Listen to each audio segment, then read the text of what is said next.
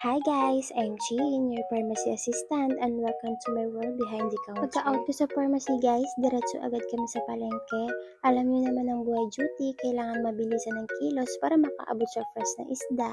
Ang napili namin for tonight, isdang tuna, fresh na fresh parang bagong dating mula sa dagat. After namin bumili ng isda, pumunta rin kami sa gulay section.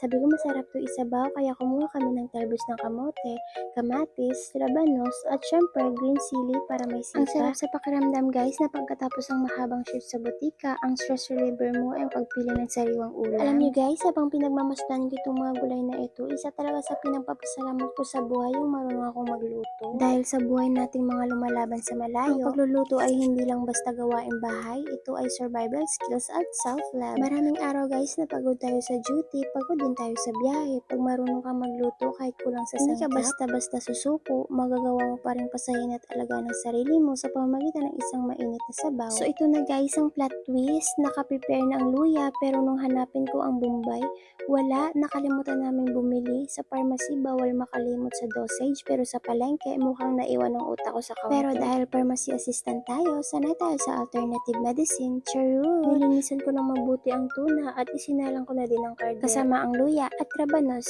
Guys, grabe ang bango. Kahit walang sibuyas, yung amoy fresh na tuna at luya. Huling bagsak ang talbos ng kamote para manatiling green at masustansya. Alam nyo guys, sa trabaho, vitamins ang binibenta namin. Pero sa bahay, ito ang vitamins ko, masarap at mainit na sabaw. Hanggang dito na lang ang video. Salamat sa panonood.